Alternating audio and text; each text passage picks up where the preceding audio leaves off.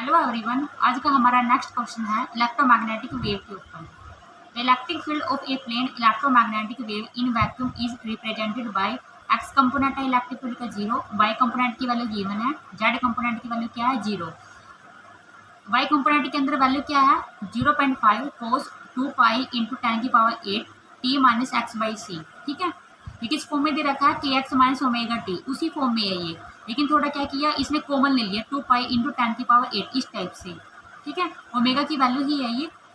Then क्या क्या find out करना है, what is the propagation vector of wave, यानी कि हमें के की वैल्यू निकालनी है, किस डायरेक्शन में प्रोपोगेट कर रही है वेव। नेक्स्ट क्या है वेव लेंथ, उससे नेक्स्ट क्या है component of B magnetic field. ठीक है, अब हम क्या करेंगे स्टेप बाय स्टेप इसको फाइंड आउट करते हैं।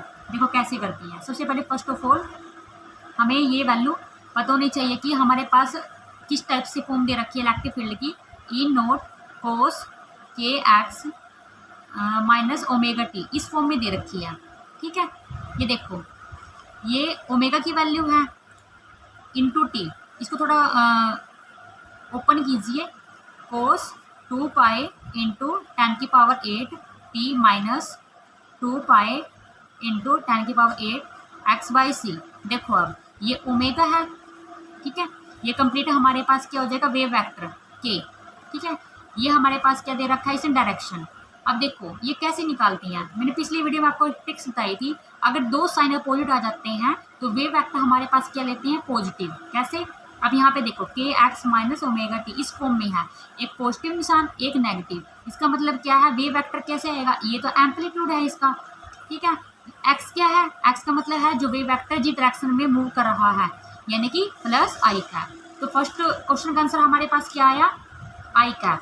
ठीक है, सेकंड फिर ये हमें निकालनी है वेवलेंथ। अब वेवलेंथ कैसे निकालेंगे, उसके लिए देखो सबसे पहले वेवलेंथ का फार्मूला क्या होता है lambda equal to C by mu, या हम कह सकते हैं c by f frequency, simple frequency. अब एंगुलर फ्रीक्वेंसी का फॉर्मूला क्या होता है 2 पाई एफ। ठीक है, अब यहाँ से एफ की वैल्यू क्या आएगी ओमेगा बाय 2 पाई, यहाँ पुट कीजिए lambda equal to C by F की वैल्यू क्या आएगी ओमेगा बाय 2 पाई। ठीक है, सी की वैल्यू क्या होती है, अब ऊपर चले जाएगा ये 2 पाई सी डिवाइड बाय ओमेगा।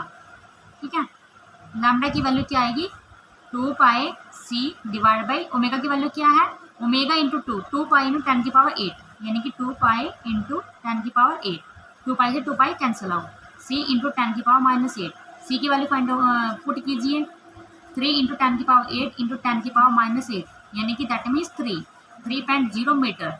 वेवलेंथ की वैल्यू क्या आई 3.0 मीटर। ठीक है, ये सेकंड वैल्यू हमारी निकल गई।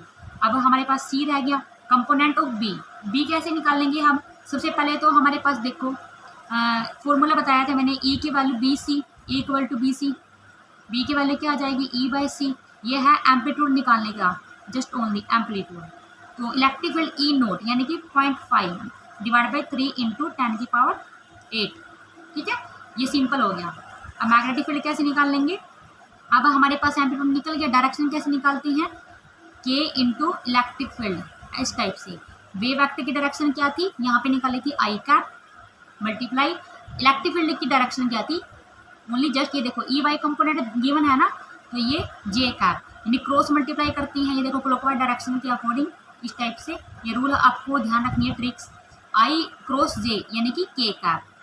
ठीक है, के कैप यानी कि यूनिट वेक्टर है कि डायरेक्शन का जेड कैप का। ठीक है, अब हम सीधी इसकी फॉर्मूले की देखते हैं B equal to B naught cos, इसी टाइप के से जैसे इलेक्ट्रिक फील्ड की वैल्यू गिवन है बिल्कुल वैसे ही 2 पाई इंटू 10 की power 8 t minus x by c. यहाँ पे हम वैल्यू फाइंड आउट कर लेते हैं, बी की वैल्यू क्या थी 0.5 डिवाइड बाई 3 इंटू 10 की पावर 8, इसी फॉर्म में कोस 2 पाई इंटू 10 की power 8 t minus x by C.